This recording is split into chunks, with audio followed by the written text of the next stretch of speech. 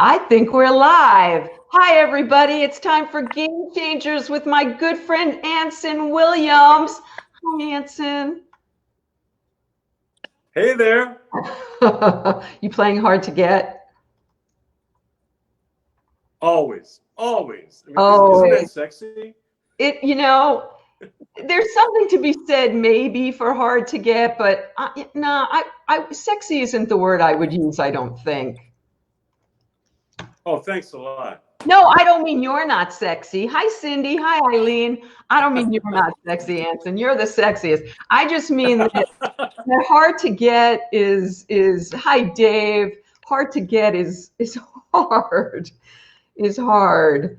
How are you, Anson? Because I'm having a really rough day. How are you? I'm having a rough day too. Are you? I'm, we're both going through some major personal things. That's our own personal things. Right. But I'll tell you, you're making me feel a hell of a lot better. You know, love you, adore you, and you know something? I'm sitting here thinking, both of us go through so much, and we have a platform to express that. And I think that so many people that are watching you right now, whatever, maybe there's a chance where everyone can help each other in terms of with all going on now. I mean, with the isolation and all the violence and all these things combined for like a perfect storm. I want to talk to you about that. I think it's great if we just converse.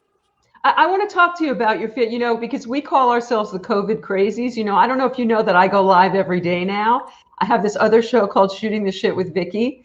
And so all these people that are joining us, I want to say hi to Toby and Cindy and Ann and Dave. These are people who are with me every day. And hi, Leslie. Hey there. And everybody's saying hi to us. Hi, David. Hi, Vicki. Hi, Tony. Hi. Wait, Cindy's asking you a question already. When Anson moved forward, his voice was louder, and that was good. Oh, you're better when you move closer, I guess. Anson. Yeah. I guess your sound is better when you move closer. So tell us, is that better? And is my sound okay? Because I'm not using my. Okay, is Anson sound better? Hi, Eileen. Please tell us if the sound is okay, you guys, if you're having trouble hearing, because I'm not using a microphone, but I'm loud. So I was using a microphone with I'm loud too. You project. I was using a microphone with Phil, and I didn't know it was turned too hot, and it kept popping every time I talked to him. Hi, Alex. Oh my gosh. Okay, so I want to talk real with you. So yeah, we call ourselves the COVID crazies because I know you're different because you just came from a store. You go in, you move around in life, right? Did you ever quarantine? Well, yeah. Absolutely. I went through all that, but now, and I was tested. But aside from that, no. You go into a store, you wear your mask. I bring a little spray bottle of alcohol. Yeah. Right? It's common sense, just common sense. You don't get close to people. Yeah, I mean, you can't. I really think with COVID and all that, there is a balance. There's a damn balance, and fear is just striking to the heart, and I think creating a lot of problems that don't need to be there. I mean, yes, we have to protect ourselves. So what do you think we do? I mean, because a few of us, the COVID crazies, are real. I haven't had my son in my home. The only time that I hugged my son was through a bag, a full-size bag, a plastic bag. He was here yesterday in the garage, and I hugged him.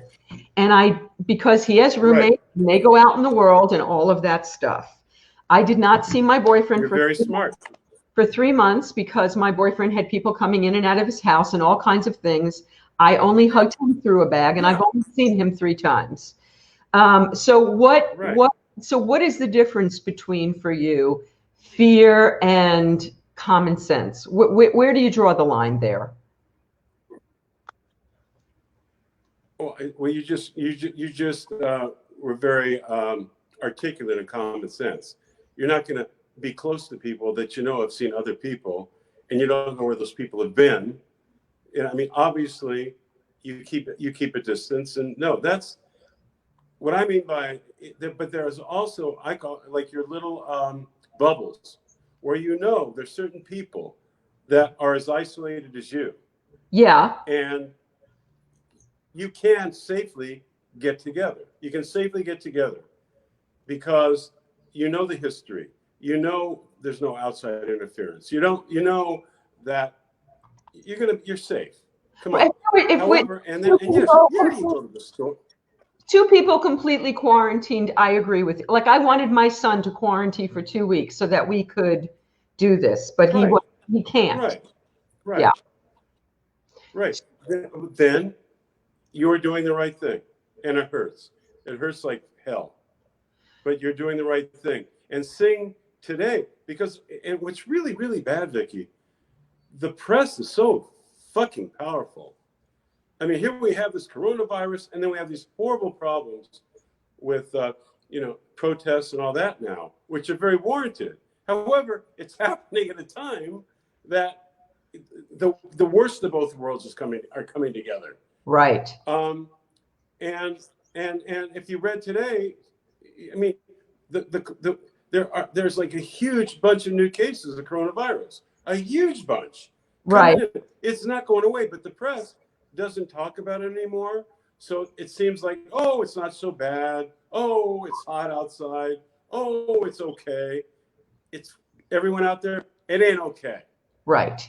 It ain't okay. And if you have underlying conditions, and this might not sound hip or cool, you have freaking underlying conditions. Yeah, I do. Yeah. And then you damn well protect yourself. So basically what I'm saying is there are ways to have connections with people if it can work. Your son, obviously, not because of him, he can't, because he's could be exposed. Right. Same here. No, so that you have to be incredibly diligent about keeping yourself safe. However, I wish people would create more. I'm sorry. It would be great if people created more of a bubble world right now, where you literally kind of create. Okay, you stay isolated for 2 weeks. You stay isolated, and you kind of figure out, and all of a sudden you have a kind of a safe world where there's at least a human connection. Yeah, I don't have, I was talking to on the air about it last week, and I was thinking, I have to find a friend. I have to find somebody that's as quarantined as I am and has been, just to come over and eat dinner and watch a movie and to hug and all of that stuff. I don't have that person in my life that I know. The only COVID crazy people I know are Cindy and her mom in New York. That are doing it like I am. Wait, we have a couple questions here, so let me just address those.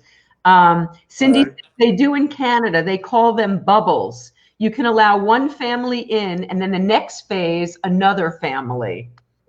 Toby said, water delivery guy today said he can only visit his 70-year-old parents through a hole, and it's crushing him. And then someone else, Trish says, everyone will be exposed at some time in your life now or later, but hopefully later we'll have,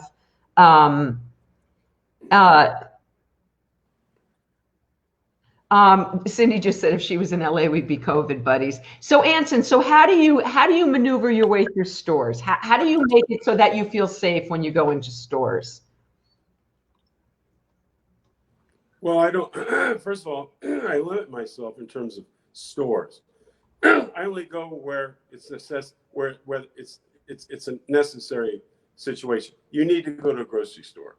And everyone says, oh, have your groceries delivered. Well, I'm up here in an area, it ain't that easy to happen. So what I do, I limit myself to where I go. I sure don't need a lot of gas now, thank God, because it's like a tank will last for 2 months. But no, see, I put the mask on. Seriously, put the mask on. A store in my area actually has little plastic gloves as you come in. Right. And I also have a little bottle of spray alcohol. Right. So I have the mask on. I come in. I put on my little cute plastic gloves.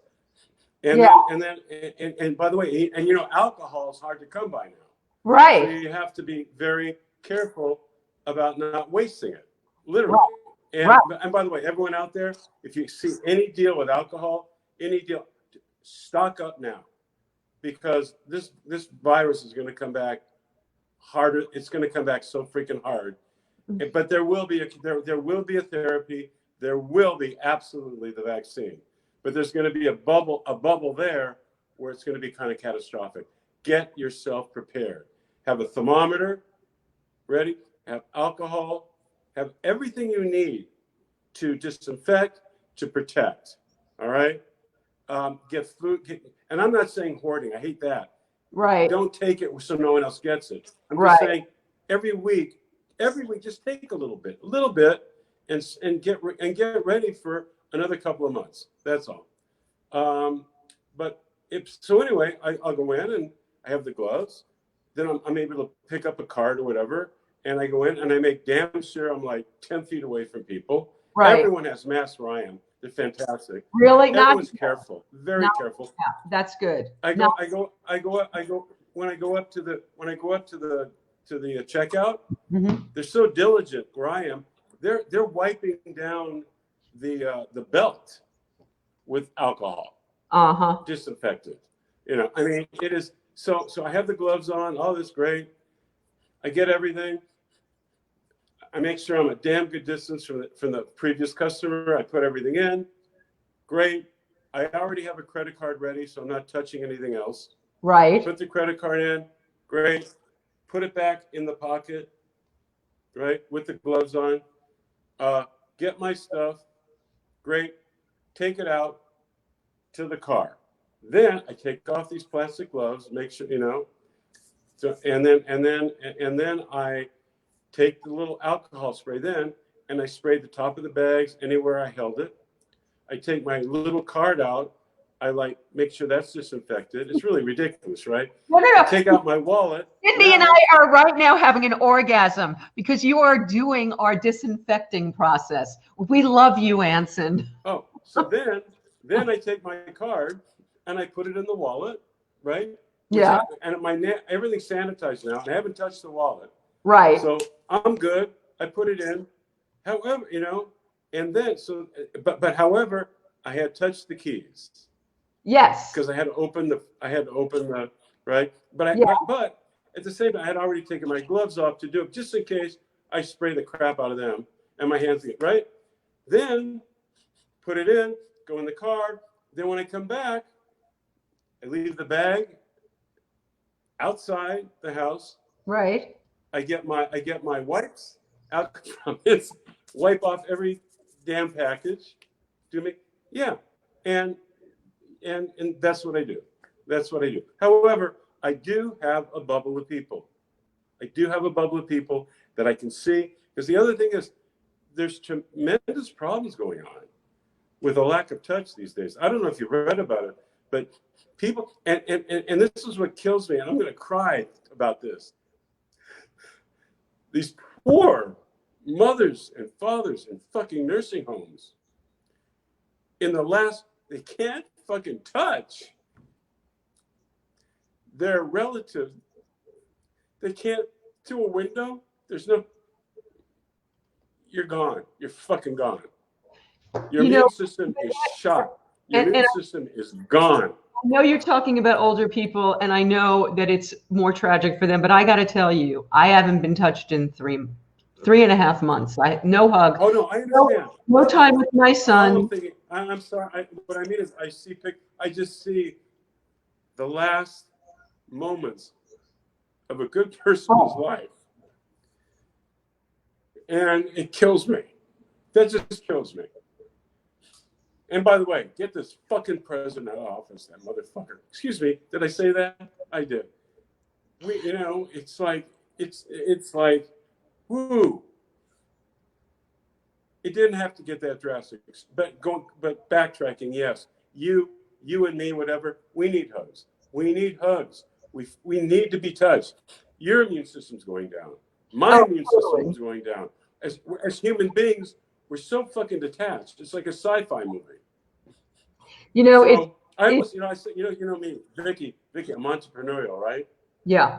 I'm thinking of having mobile coronavirus tested huggers. But the problem, Anson, is the tests are bullshit, because I know 50% of the people I know that tested negative had corona. It is not a sure thing. Really? Yeah. Well, If it's something, well, there you go. And we got to stop for 1 second, because there are people you want to know who are saying hello to you. So Jay Moriarty is here. Hang on, Steve Dorff is here. Sandy Hillberg is here. A lot of people who are sending love on you. And hi, Lynn and Tova and everything. So the thing is, so when do you think that next hit's going to happen? Because I think with the protests and with the opening up of the states, that I think it's going to happen very soon. I don't think we're going to be held off for a couple of months. I think we're about to hit another one. No? I think you're right. It's happening as we speak. Mm-hmm. Ever since Memorial Day, yeah, it's skyrocketed. If we continue to not follow just objective protocol, it will never end until there's a vaccine or a therapy. People are putting themselves in harm's way. Did you see in Washington? And my God, I am like all for the protesting. What's going on? Right. All for it. Right. All for it. I mean, it's about really seriously important. However, we still got to be safe. And do you realize the police in Washington, right? DC, they came in, and I'm not going. Anyway, many of them have contacted coronavirus now. Well, they weren't wearing masks. Did you see that? They weren't wearing masks. Exactly. They weren't wearing. So all I'm saying, that means protesters had it. Right. So I understand protesting. I understand the anger. I'm beyond. You know me. One of the most important men in my life was a black man. I wouldn't be talking to you today. Right. Your whole book. If it wasn't for a janitor who was a freaking black man. He was my savior, my God. I mean, yeah. For me to see anyone putting down people of color, are you kidding me? Are you kidding me? Yeah. The heart of that man made me who I am today. End of story. So people go, ugh. So, but at the same time, yes, we protest. Yes, we are. Yes, but but there's still common sense of nature and science, and protect yourself. Don't kill yourself protesting. I mean, we're not getting anywhere with that. We've got to be smart but the thing is, we don't have a freaking leader that inspires. We don't have a Barack Obama. I listen to Joe Biden, I cry, I go, oh, he is the heart of this country. He cares. That man's been through so much pain. None of us have been through the pain that man has in his position. You want to talk about loss? You want to talk about priorities? This guy's 70-some years old. Do you think this guy's there for his ego? Do you think he's there running for president because he wants to, be a big shot? This man cares. And I will say this too. I don't care who's out there. Just all the way everything came together for Joe Biden now to run for president at this age. It's really strange, the combinations of things that brought us to today with Joe Biden. I think with what's going on in this country, he'll be the most important president since Abraham Lincoln. I believe that. I think we need him so bad to correct and balance this country and the world. And he's the only guy that has the knowledge, the humility, and the commitment, and a last hurrah to make things right. I'm saying, I mean, Joe Biden is a blessing to this country. So, Anson, just like you're giving us this little taste of hope here, you've been my friend and my mentor for a number of years now, and you've always offered solution and hope. So, okay, Joe Biden is a solution and hope. What personally? Okay, so you get very emotional when you're talking about the people who can't get hugged, older people especially, who might be at the end of their lives. There's a lot of us who aren't quite there yet, but are struggling. For me, you know, I'm in a tremendous personal crisis right now on top of COVID. Right. And I don't have a lot of hope right now. And I can't do my work. I can do this, but this doesn't generate income. The only thing that I had that did, I can't do. There's no foreseeable. When am I going to be able to have people in the living room again, Anson? That when we have a vaccine, right? That's what we're going to have to wait for.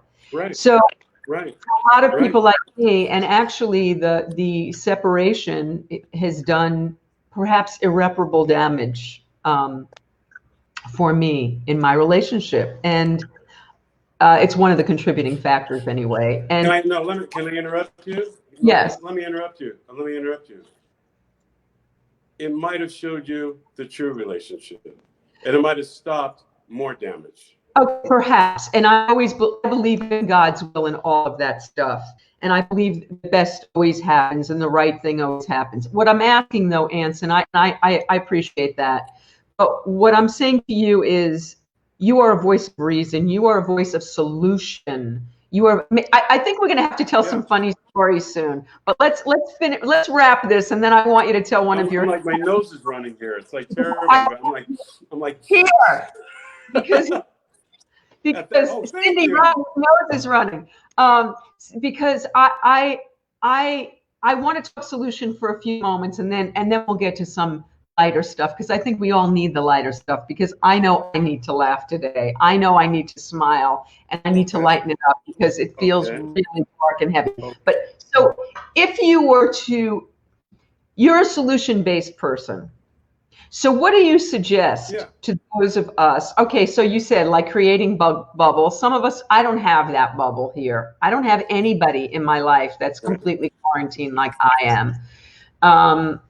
What are the solutions for having as full a life as possible in the midst of all of this? Because it looks like we're going to be in it for quite some time.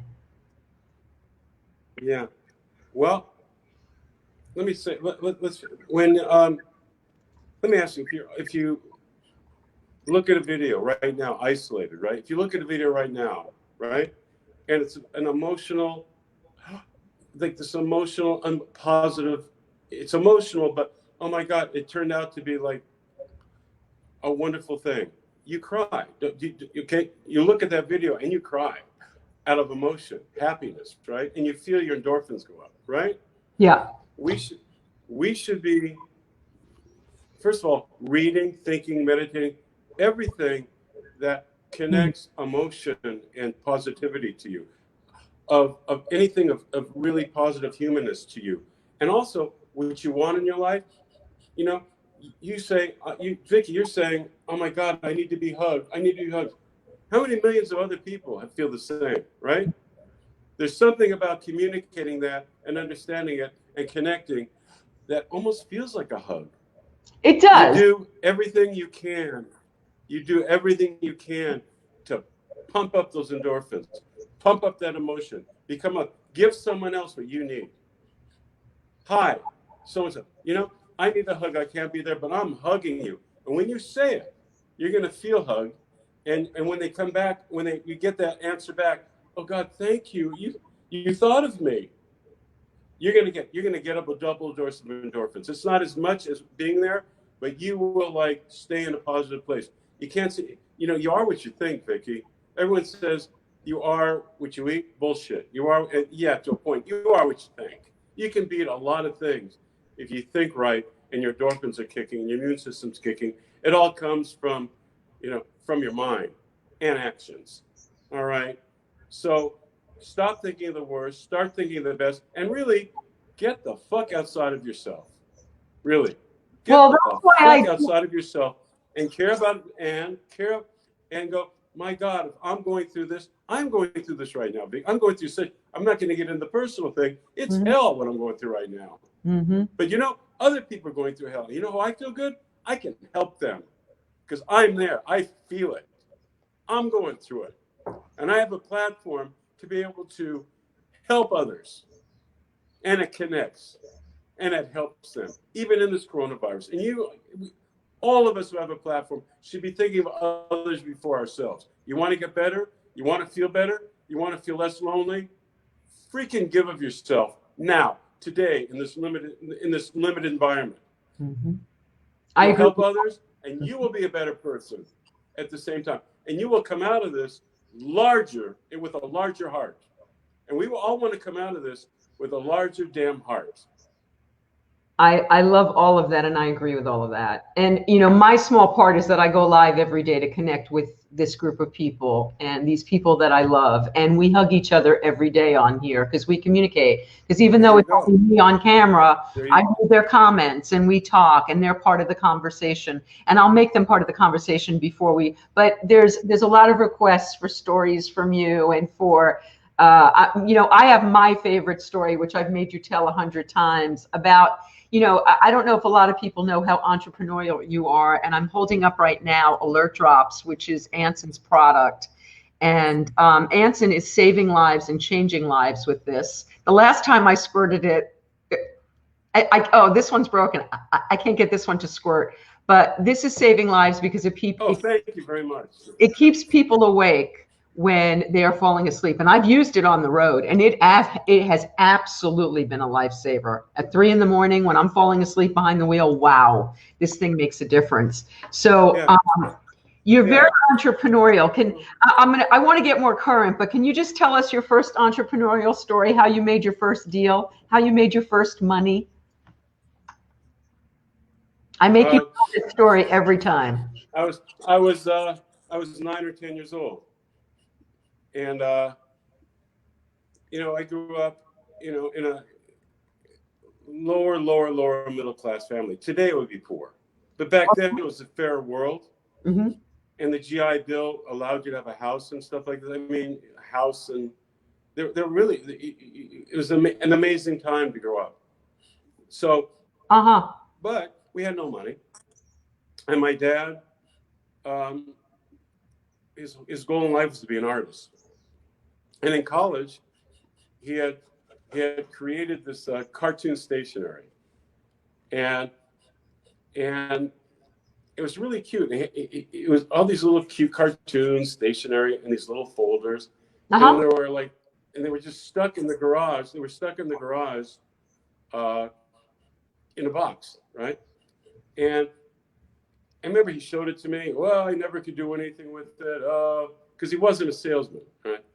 So one day he came home and I put all this money on the table. What are you doing? I said, I sold all your stationery. I was 9 or 10. I went house to house and sold this cartoon stationery at 9 or 10. Okay, and then tell us what you did. Now, I know what you're talking about. And as far as real money, yeah, at 12 years old, and God, you know, I think back, you get to an age and you start thinking back, and you don't realize how lucky you were, just in terms of the times, and just the simple simplicity of it. And there was a hell of a lot more kindness. There really was. A lot less danger, a lot more kindness. And Howie Schertzman, who was my best friend at the time, he had bought, and his father was a seltzer salesman, you know, seltzer water. And I mean, these viewers do. But he bought. So Howie bought this little printing machine like this, right? And to make up business cards. We're 12 years old. We're 12 years old. We're listening to the Beatles with. I saw her standing there. She's just 17. I mean, that's you know, literally in his garage. We're like this. I'm setting fucking type. Yeah. And we're doing. And what happened? I go downtown. Yeah. To downtown Burbank and sell people to buy business cards from us. And we're there, and it was like a pain in the ass. It's like, ugh. So all of a sudden, I was happened to walk up one side street, and Yeah. there was a printing company called O.H. Lynn Printing, right? Uh-huh. I go, well, I'm a printer. I walk in there and I go, hi, I'm this little kid, you know. I mean, you know, me at 18, I look 13. So it was like, whatever. So I'm in there and I go, is Mr. Lynn here? Mr. Lynn comes up. Hi, I'm Anson, by the way, at the time, Heimlich. And I own a printing business. We do cards. And he looks at me and he goes, you know, kid, let me help you. I go, what do you mean help? You know, we do flyers, we do posters, we can do everything. I said, listen, let me give you some of my cards. If you sell anything for printing, I will give you a 20% professional commission. What's that mean? It means if you sell something, you'll get 20% of it. And I'm going, well, what's that mean? So all of a sudden, I put the numbers down. I'm going, oh my God, we'd make so much more money not doing anything. I run to Howie.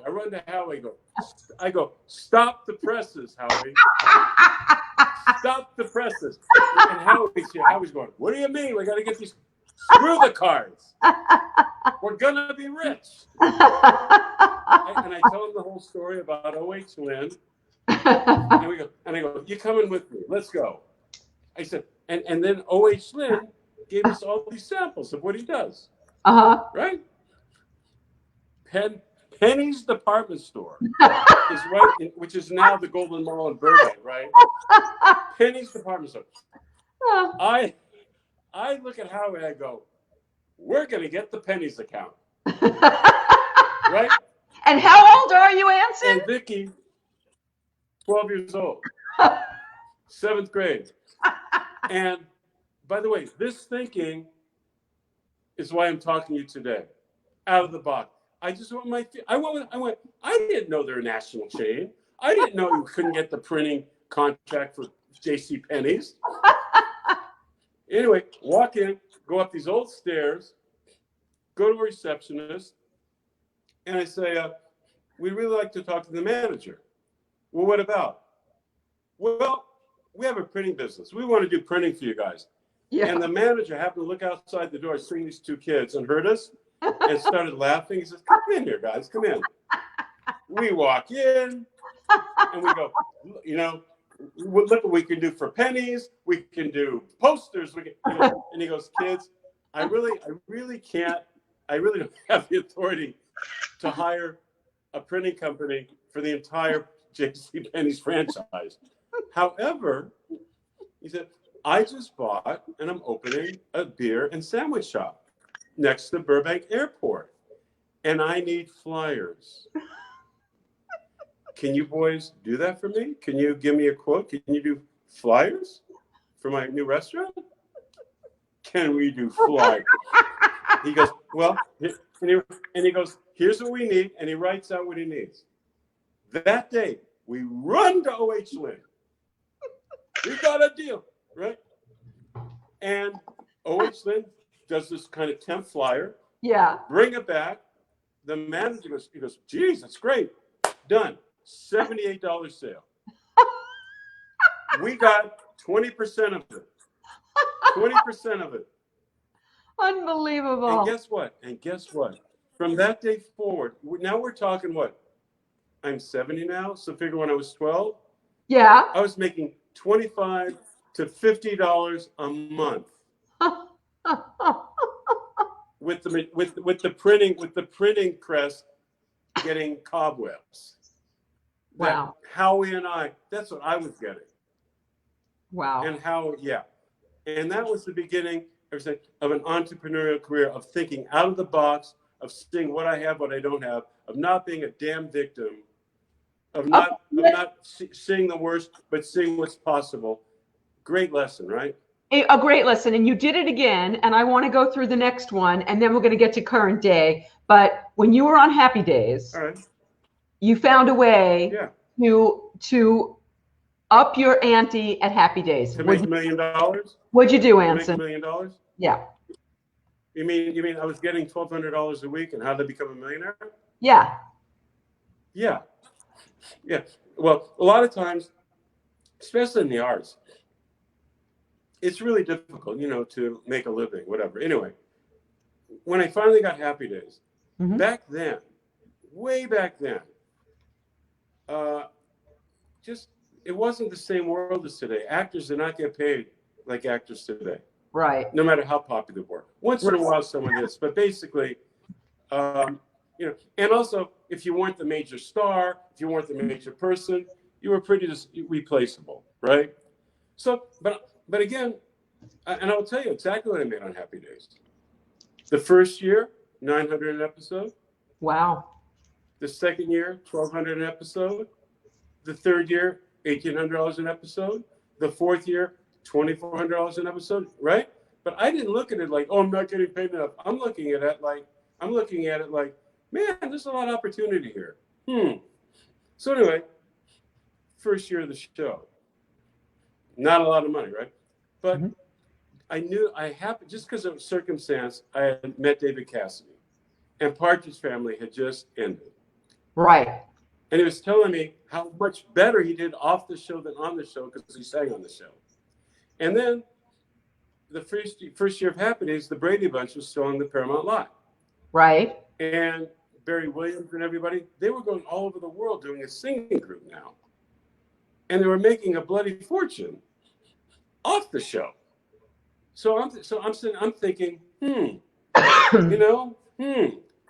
not making a lot here, but the 50s is music, and by the way, I came from nightclubs and musical comedy. So I sang. So I thought, if I convince Garry Marshall to put music on the show and let me sing, I think I might be able to get a record contract and then get booked to do concerts and actually make money. So I found Garry. All my COVID crazy friends, and I'm having an allergy attack to something. I'm sorry. Excuse me. It's not COVID. It's allergies. But honestly, it's really cute. It's actually very cute. But, I'm sorry. So go ahead. Right. Anyway, this way. So I found Garry one morning. And he didn't really have time to talk. And I said, well, it's really quick. He goes, okay, you got a minute. Walk with me. So I start walking with Garry Marshall. My God. Another one. There's Willie Turner and Garry Marshall and Ron Howard. That's about it. Those are the three that kind of made my life. Anyway, so I said, Garry, you got girls on the show. You got cars on the show. We don't have music. We need a band at Arnold's. And I sing. He goes, a band. And you sing? I go, yeah. I got blah, blah, blah, blah. He goes, are you good? I go, I'm okay. A band. I like that. Hey, he says, there's a show coming up for fraternity show. I'm going to fit it in. Let's try it out. Yeah. Go talk to Bobby and pick a song. And I'm walking away. And I hear in the distance, at first I'm thinking, wow, I'm going to sing on national television. I just changed my life in 60 seconds. And I hear in the distance, but you're singing to a bulldog. Because, Gary's mind's thinking, funny. Right. I go, excuse me. He goes, just like Elvis. Elvis was on Ed Sullivan. He sang to a bulldog. Well, then I knew what song I'm going to sing. I'm all shook up, right? So, and he goes, I believe you're good. I don't have time to listen. Yeah. But if you're good, if you're bad, I'll get laughs. You're singing to a bulldog. And there I was, first time on national freaking television, singing, well, bless my soul, what's wrong with me? I'm itching like a man on a fuzzy tree. And cutting to a bulldog who then jumps off the chair, bored to death, right? Anyway, Garry loved it. The audience loved it. Now, he said, I want to sing it. Like every third show, sing a song. So about every third show, I'd sing a song. I was in charge of that. I got signed by the same record company as David Cassidy. Oh my God. I was getting $900 a week, or 12, I don't know, you know, and $17,000 a night. Oh my God. Singing. Yes, back, and Garry Marshall came up to me quite a bit later and said, "I'm so proud. You found opportunity. You didn't bitch. You didn't complain. You found opportunity. I'm proud of you, and you're helping the show." Wow. So that was a huge turning point, and that would have not happened if it wasn't for a God-given gift to entrepreneurialism, a Willie Turner, who gave me the confidence to find what I was good at and what I could do. And Ron. Tell everybody a little bit about Willie, because some of these people don't know the Willie story, how Willie came to inspire you. Well, Willie Turner, I mean, I wrote a book about it. Yes. Well, Willie, I was 15 and a half years old. And, you know, again, not coming from a family with money, I always had to work. And I had a part-time job. I got a part-time job as a janitor at Leonard's department store in Burbank. Mm-hmm. And while going to school. And my boss was Willie Turner, who was a black man, not well educated, a functioning alcoholic, believe it or not. Oh, wow. And a God, a prophet. And I had a very hard upbringing in terms of self-worth, okay? And I'm sure a lot of you out there have been through this. And I was very, very distanced from who I was, what I was capable of, anything like that. And no one's fault, other than people are who they are with the lives they have lived. But it wasn't purposeful. There was no real fault. However, I was a mess. And Willie Turner called the janitorial room at Leonard's department store the talk room. And you go in there, and there'd be all the supplies, you know, up on the walls and everything, and a little workbench, and 2 oil drum cans. And those were the chairs. That's what you sat on.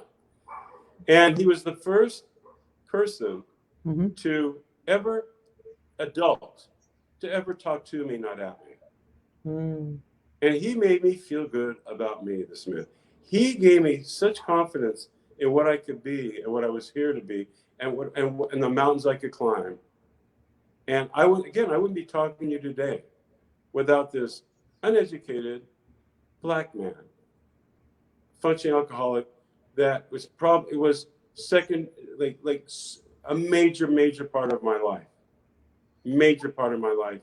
And really is the reason for any success in life. So it really was an early education of don't judge and stay away from this societal merry-go-round of prejudice and crap. You know, can I tell you another story? Please, I want you to tell us a story about how you pay it forward, but tell us the story you have in mind right now first. Oh, well, yeah. Well, paying it forward is trying to be Willie Turner when I feel whoever needs. I will, you know me, I will always try to help people. I will always try to find the best. I will find the positive and try to spin it to get you to a better place. This is who I am. That's just who I am. And that's paying Willie forward. I want other people to have the same conversations I've had with, well, that was the book actually, but basically for me, I want to give people hope. I want to give people positives. I want to give people the courage and the motivation to move forward in their life and not be a victim. Don't be a victim. Don't be what people say you are. Don't be controlled by society crap. You know, really, we're a seed. You put the little seed in, you water it, and you grow, right? So, you know, don't let this greedy society and everything attached to it control your life or disassemble your life or limit your life. But I will say this: years ago, during the height of Happy Days, and I don't think we talked about this. Okay. Years ago, during the height of Happy Days, you know, you're really popular and everyone wants to be with you and all that. And I was at some event in the South. Mm-hmm. And there was I won't say the name, but there was a famous preacher. Okay. That was at my table. Mm-hmm. And because Anson Williams and all that, I don't think he realized I was brought up Jewish, right? Mm-hmm. And all that. But and even then, I don't get involved so much in religion. Famous preacher.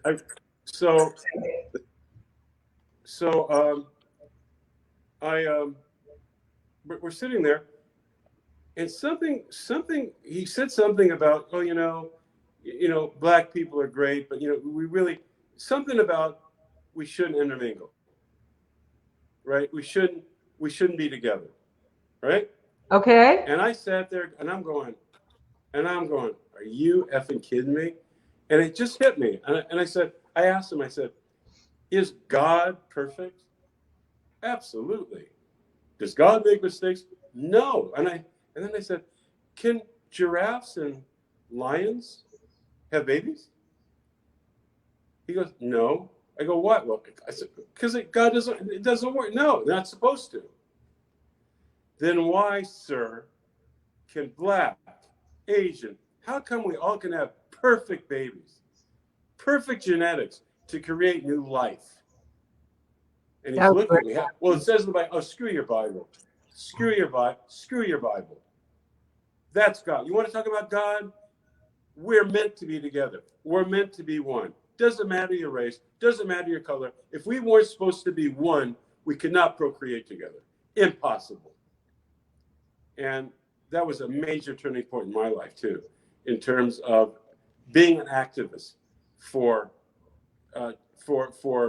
just fairness and equality.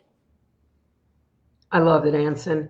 The story I was thinking of, and I love that answer, and it's perfect. I was thinking of a story, something that happened to you, I guess about 2 years ago. You were on the road and you had a little car accident. Do you know the story I'm talking about paying it forward with the kid who hit you? Do you remember? Oh my gosh. Right? Yeah. Tell that. Gosh, you remember It's a really inspiring story for me. That's interesting. And the only time I talked about it was with you. And it's like, big deal. I've never. What happened was I was on the freeway, and it was like bumper to bumper traffic. Mm-hmm. You know, we're like this, and all of a sudden I feel this, bam, in the back of my car, and I will actually, I didn't tell you the story that inspired that story, by the way. Okay. When I was a kid. Anyway, and I get out, and this kid comes out with tattoos, and you know, and I'm going, oh God. And then he goes, I am so sorry. I am so sorry. I did, and he's pulling out his lights. I just had this feeling, this kid needed a hug. This kid needed someone to like let him breathe, like show a little kindness that might just be a moment to kind of just change his hard thinking. You could see he's been through a lot, but he was so amazingly honest. Like, it's my fault. It touched me, you know. And he did hurt the car. Mm-hmm. And I said, you know something? I said, put that away. He said, you got to promise me one thing. He goes, what's that? Okay, what I just did for you, you do for someone else. Whatever in your life, wherever, however, promise me you will pay this forward. And he literally started tearing. He couldn't believe it, because anyone else would have taken advantage of him, his insurance. Oh, you know, and it was clear this kid, it was a moment for him to change. Yeah, and that's the story. But what happened to me years and years and years and years and years and years ago, when I had my crappy cars, and I was on, again, it was an African-American man. It was a black man. I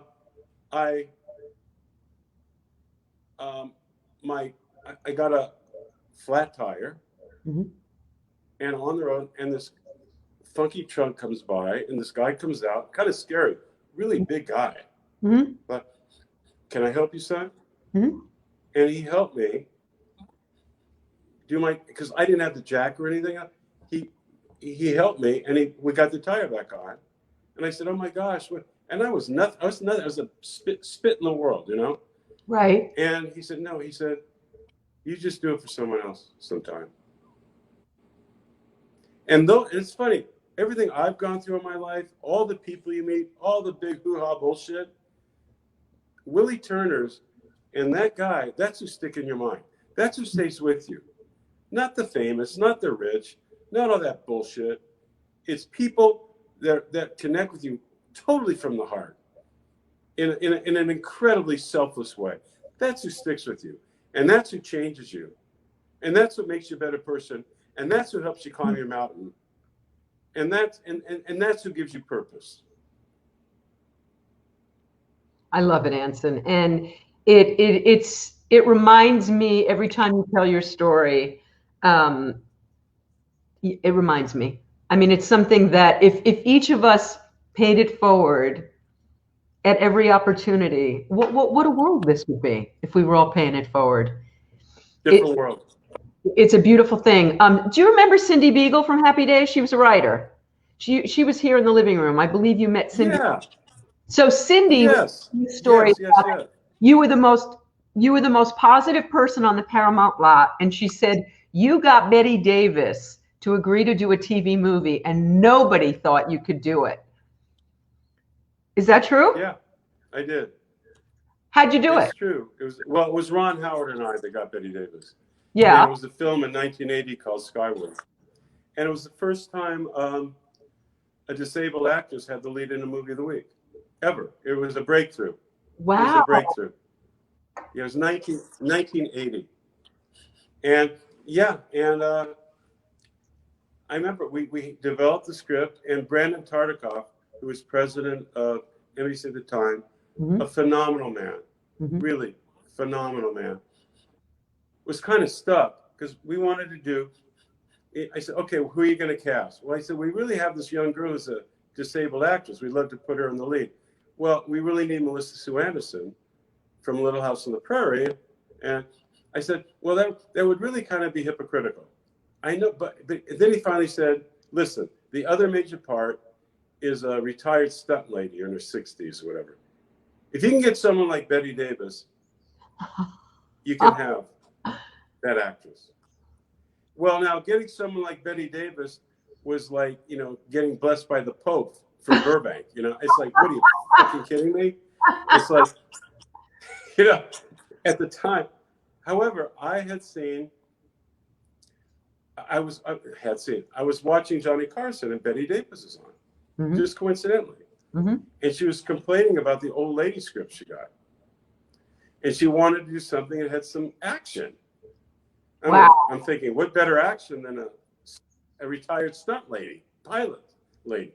So I tell Ron, and we just sent the script to her. We just sent the script to her agent. Uh-huh. Hey, we didn't realize that Bette Davis didn't trust anybody, especially her agents. She read everything. So she read it and said, I'll do it. We got Bette Davis. Unbelievable. And in those days, and Brandon Tartikoff said, then you got Juicy Gilstrap, greenlit. Wow. And it's called Skyward. Wow. Yeah. It became an incredibly important film. And in those days, actors didn't go back and forth between TV and film. That was really unheard of, what you did. Exactly. Pretty much, yeah. Back then, yeah. So how did the whole so why did you start getting into product? You talk about creating your own highway and moving things forward and keep doing the next thing. What took you into merchandise, into products? Well, it's pretty instinctual. I mean, I had met my business partner on Melrose Place when I was directing, because she's a famous makeup artist, but she had this this product for skincare that was only used in the trailers of on movie sets. Mm-hmm. It was with crushed pearl and all this cool stuff. And anyway, it really intrigued me. And my instinct said, whoa, this is a major product. Knowing nothing about the product business. Mm-hmm. Well, we teamed up and my gut told me, move forward, man. I mean, move forward. The odds of making it were like none. None, zero. And then 3-4 million units later on QVC, you know, we kind of made it. And that started the whole process of getting into, and product business. I just love the product business is not that much different than creating a television show or a movie or directing. You're creating, you're finding something from nothing. You're creating this vision into a reality. And if I found it as exciting as show business. Wow. And yeah, and that got me into it. You know, I love finding problems. I love finding or creating problem-solving products. I love being able to add something that's a real benefit to everybody. Not taking advantage of people, not scamming people, but something that's really a great addition to their lives. And I love it. So what inspired you with Alert Drops? How did that come about?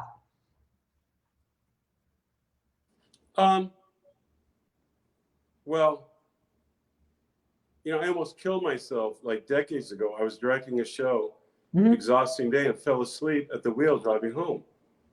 And I didn't kill anyone or myself, but it scared me. And my uncle, actually, he's my second cousin, but I've called him uncle since I was born, was Dr. Henry Heimlich, who created the Heimlich maneuver. Which is great. In fact, it's a whole other story in another show. Happy Days was a major proponent of the Heimlich maneuver going national. What? Being exposed to a national audience. I'll get into that later. Yeah, okay. So that's a pretty wild story. But Hank and I were very close.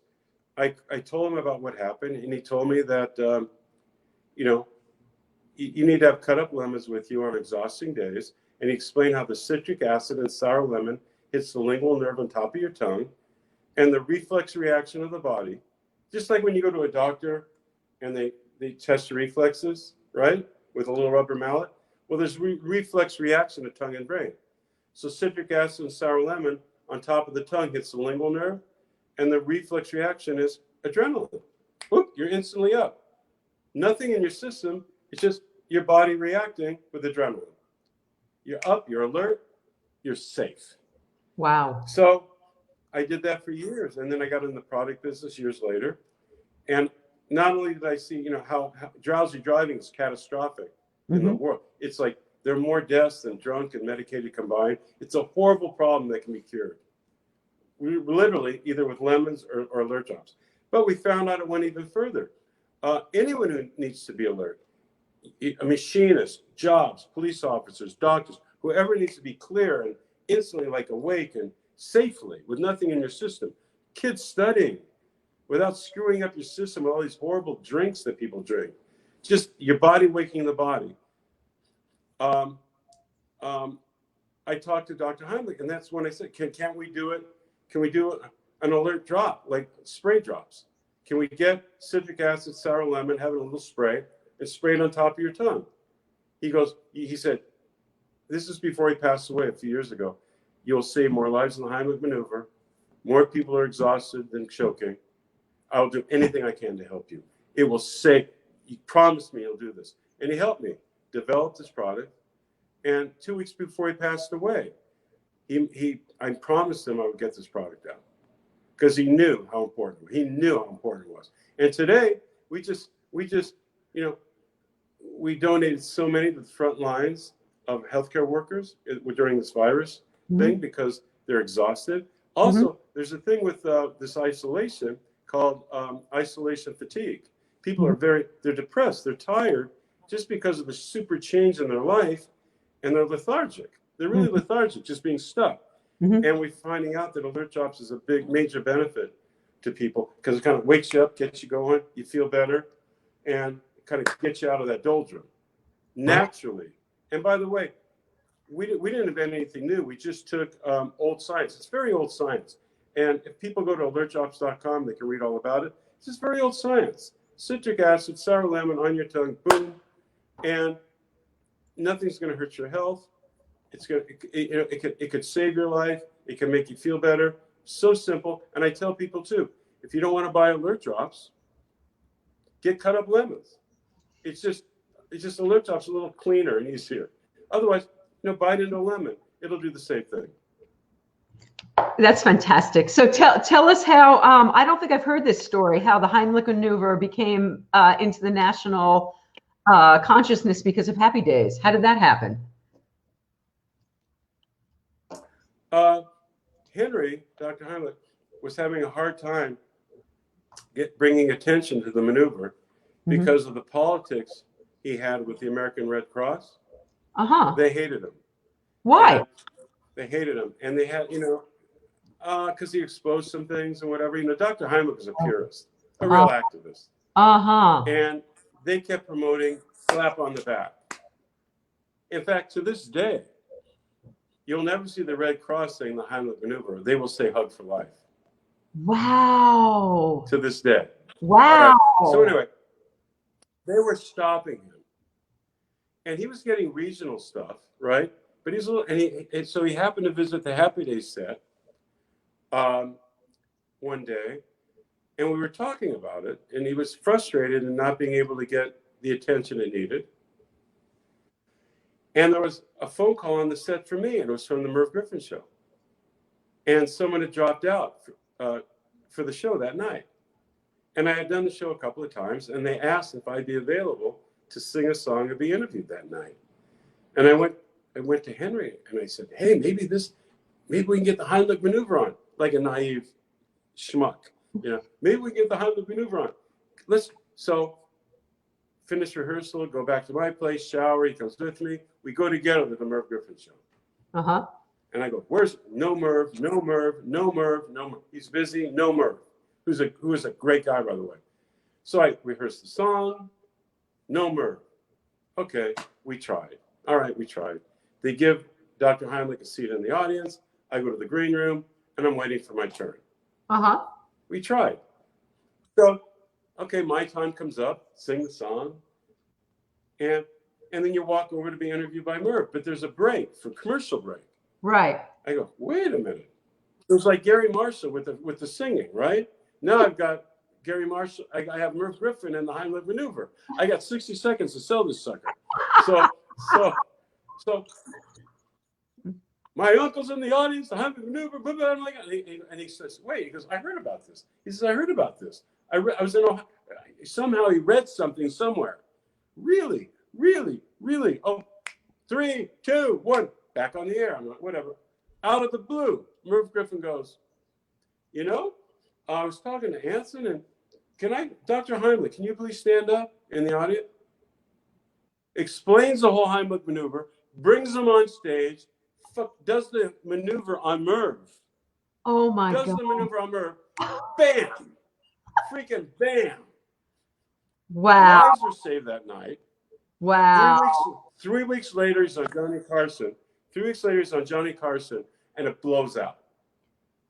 Wow. And the Heimlich maneuver became part of the societal platform. But if it wasn't for Happy Days, and he wasn't on the Happy Days set that day, at that moment, at that time, who knows, right? That's extraordinary. You're getting so much love. We'll go through the love. Cindy asked that I bring up to you that you've won a Humanitas Award for writing, which is a very, very high honor. And she asked if you would tell how that came to be.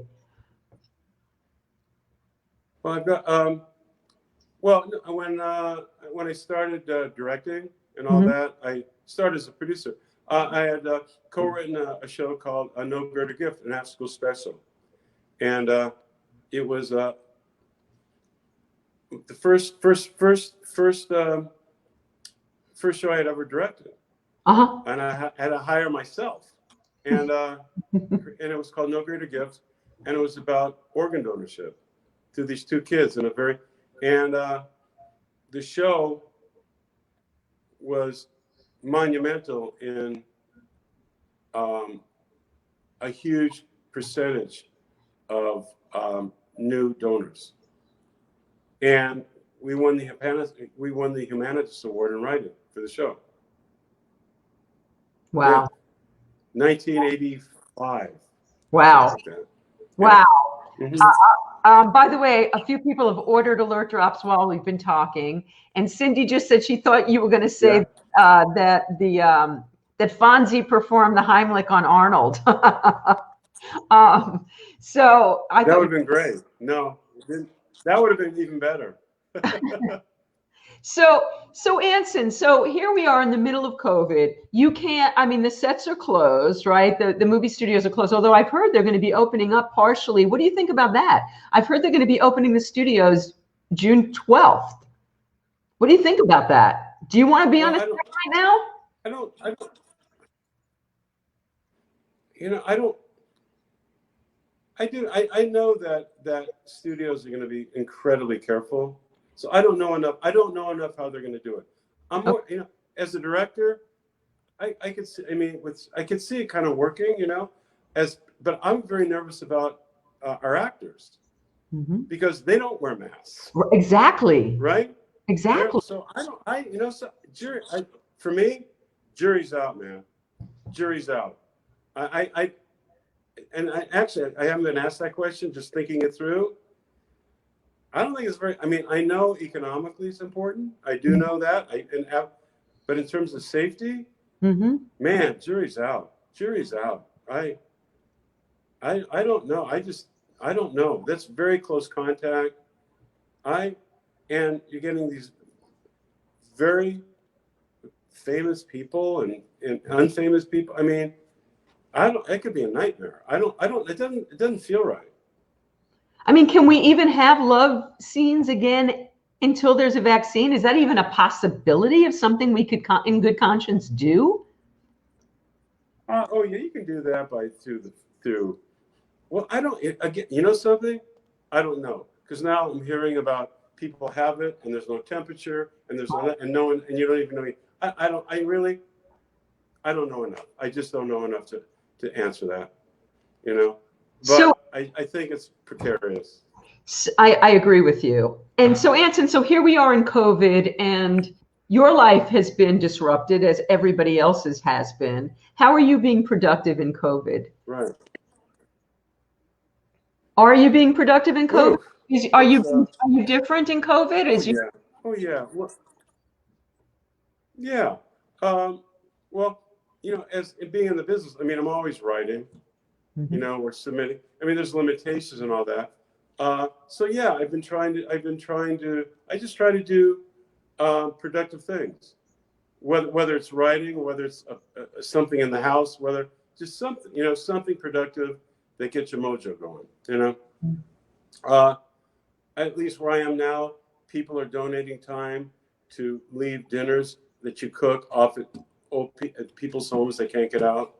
You know, so yeah. So yeah, it's not the end all be all, but you know, I still feel productive. I'm not, you know, just sitting in place. You know, it is and it is a good time. And anyone who's creative, I mean, it's a lot of great time to write music. I mean, in the arts especially, you know, whatever. So you can get involved in a lot of things, but then a lot of people. They don't have that. They're in a different career, whatever. So, but then again, like I said before, then if you get involved with other people, even online, whatever, if you get involved with other people to give what you need to them, I know things move forward, and you end up in places you never would think you were, and all of a sudden your life becomes satisfying every day. You feel kind of complete every day. That you had everyone needs to have a purpose every day. And I think that's the basic thing, is find your purpose and contribute to that. And it'll get us through all this shit. We've been through this before for thousands of years. We've been through this before. And this will pass. It will pass. There will be a vaccine. There will be.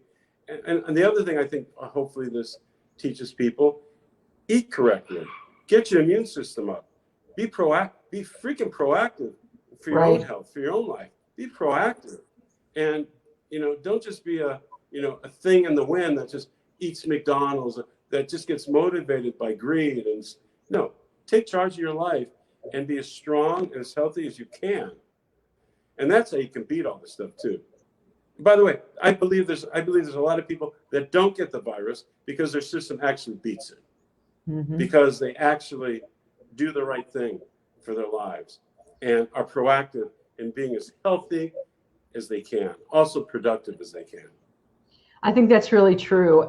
I'm just, from a human standpoint, my curiosity is, you have such a great attitude. You're always moving forward. You're always seizing opportunity and looking for the bright part. Does it ever get too much? Do you have your days where it's just too much? Or no? Yeah. Oh yeah. I'm going through a personal thing right now that is, I wouldn't wish on anybody. I wouldn't wish on anybody. And if anyone's been through parental alienation, they'll know what I'm talking about. But yeah, I do understand. And, but it's your choice. It's your, what do you want to be? How do you want to live? It's your choice. Do you want to be a victim? Or do you want to move forward? Do you want to or do you want to do something, you can pick negative, you can pick positive. Your choice. I pick positive. So it was I pick positive. When it gets, and by the way, a little tequila. That might be the answer to my next question. I was going to say, so on those days when it gets tough and the feeling gets tough, do you have something besides tequila, because I'm sober, that do you have something that just works when you need to pick yourself out of that? When you said, all right, enough, I can't indulge that, I want to. Well, what really works a lot, well, taking the 2 dogs for a walk, getting on a trim, exercise is tremendous things. Yeah. I find anything that'll raise the endorphins, like kick in the endorphins, settles you down, really settles you down. It really does. It like kind of takes you out of that funk. And so I do that. I'll force myself to do something active. Yeah. That punches me up, I totally get that. Taking action is definitely, for me, the most effective thing as well. Cindy just asked, maybe we can change the subject and get happier. What do you have a favorite Happy Days episode? Oh gosh, there's a few. I think I think Don Most was like, he makes me laugh like nobody. He's my. I think the episode where he busted up Fonzie's motorcycle.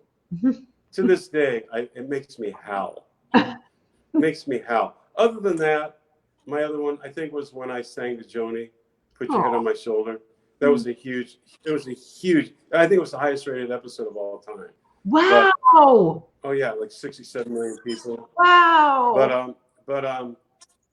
But that hit me because I felt like the end.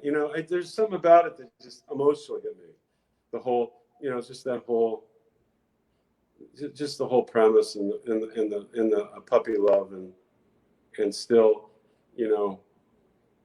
not destroying her heart, and all that. So yeah, I think those two.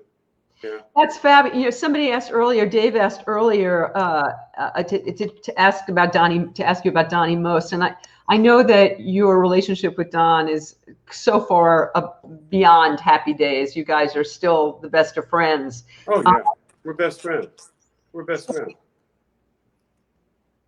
So was it that way from the? Did it just click immediately? Did it develop over time? Well, we were always friends. But the depth of the friendship happened after Happy Days.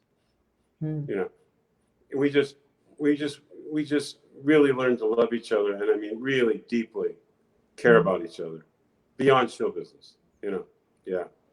So you guys socialize and have a whole life together and all of that stuff. Yeah. He's part of the umbrella. Is he part of the bubble? I was going to say, is he part of your bubble? He actually came to He came to the house. He came to the house over the weekend with Morgan. Yes. Oh, because they're quarantining too. That's, you bet. That is beautiful. Yeah. I love that. I love that so much. Okay, so I'm just taking a quick peek and seeing if I missed any questions. That everybody's just loving your stories so much. Somebody's saying, I hope, hopefully it just gives people a little hope, you know. Well, see, that's the thing, Anson. You are, you know, on a personal note, for me, you know, when I first started this show, it was called The Road Taken, and you became my mentor, try to help me to take it to the next level. And you gave me so many good ideas. One of the things that you suggested I do was do the little videos before, the little teaser videos, and put those up. And you know, I can't do them anymore because we're not in the same room anymore. I mean, I guess I could do one of myself, but it's not. I do put up teasers, but not quite. But anyway, you gave me some great ideas. And another one was, you said, I don't care what you call it, but the road taken ain't working. It's not. It's too long. It's confusing. It's not current. It's not happening. And because you sparked me, I came up with Game Changers, and it is a better name. And you know, you're always full of great ideas. You've always told me that I've got to find lightning in a bottle, and I've got to find the one guest that's going to put this over the top. You know, I haven't done it yet. I remain hopeful. But I think the best piece of advice you ever gave me was you told me to write down every person I know. And you said somewhere on that list is somebody that can help me. And, you know, Anson, every time I hit a wall, I do a version of that. I did that whole list that time. But every time I sort of run into a wall, I do that mentally. I start thinking of all, and people come to me, people that I wouldn't even begin to remember that I know. And I'll reach out. And, you know, none of them really turned into the magic formula yet, but I remain hopeful. I think it's a really good exercise to do.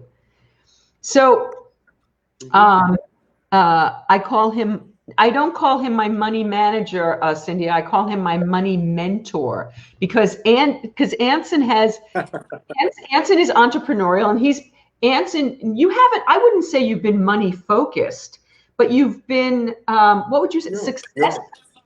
Huh? You know how to make money. You know how to, you also told me, don't get on somebody else's highway, make your own highway. And I believe I kind of do that. Women Who Write and Game Changers and stuff. Yeah, you do. We talked about doing, when I was having trouble with my editors, when I was writing columns, because you encouraged me to be a writer first and foremost. And we were talking about doing a website where I could be in control of that, of my own stuff. So by money mentor, Cindy, what I mean is that I don't think in terms of how can I be financially successful, and I need someone like Anson to guide me to think more in those entrepreneurial terms, in terms of dollars, which is not my go-to. Well, it's not being money, it's finding opportunity where you are. And that's when we talked about music on Happy Days and all that. It was like, I found opportunity there. You know, I saw what I had. I always see what I have, not what I don't have. You know, I'll look for opportunity, not what I don't have. And that's a big thing. Anyway, I apologize. I'm going to have to go. I'm sorry. No, I kept you way after. I could talk 3 hours. Everybody out there, thank you so much for being here with us, and for all of the love and all of the questions for Anson. Anson, thank you so much. I adore you so much. And I'm so grateful to you personally, professionally, in every way. Well, I love you to death too, and everyone out there, you know, it's all going to be okay. It really is. Put your mind in the right place. Move forward. Climb the mountain. You know, we have choices to see the worst or the best. Please see the best. Okay, please see the best. God bless. Thank you, Anson. I adore you. Bye.